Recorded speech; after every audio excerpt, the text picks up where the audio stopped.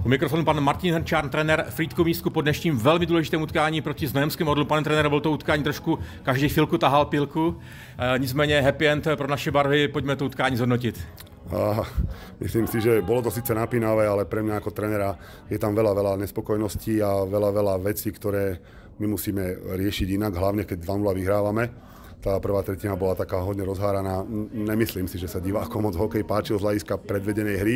Samozrejme, výsledok, góly potešia divákov, tréneri majú z toho vrásky na čele.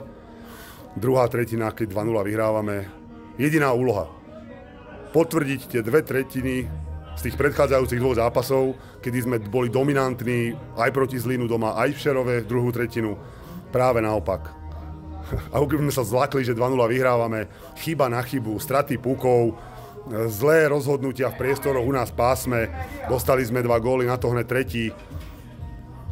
Hokej sa dá 60 minút. Tretia tretina, opäť sme sa troška vrátili.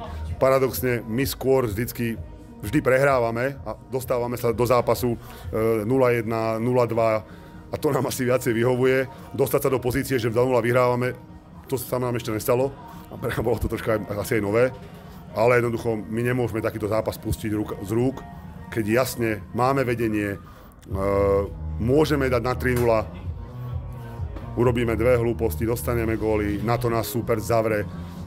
Pôsobili sme veľmi chaoticky, hlavne v obrannom pásme a preto sme dostali aj tie 3 góly. Tretia tretina, ja som rád, mali sme 2 alebo 3 presilovky a v podstate všetko sme využili, čo pre nás je veľmi dôležité v tej presilovej hre.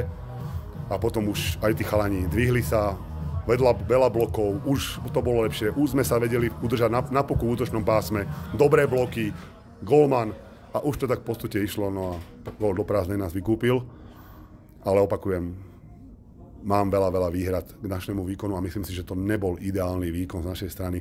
Či to bolo podmienené tým, že hráme s tým súperom, ktorý je presne nad nami a bol to 6-bodový zápas. My sa nemôžeme pozerať, či to je 14., 13. alebo 1. My musíme proste hrať na víťazstva. Ak chceme z tejto situácie von. A nie sa báť, že porazíme prvého a prehráme s predposledným. Nie. Pane trenére, ještě jedna otázka, je před námi repre přestávka, další utkání až za 9 dnů, tak pojďme přiblížit trošku program.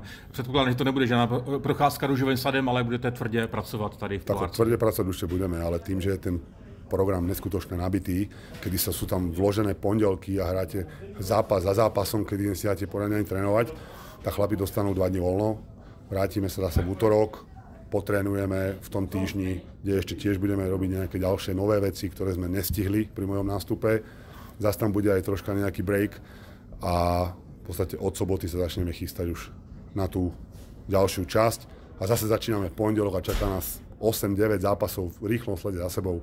Čiže musíme rozumne pracovať aj so silami, aj s kondíciou a hlavne aj s tou taktikou a s tým herným prejavom a hlavne aj s tou mentalitou, ja hovorím, víťaza, ktorú potrebujeme.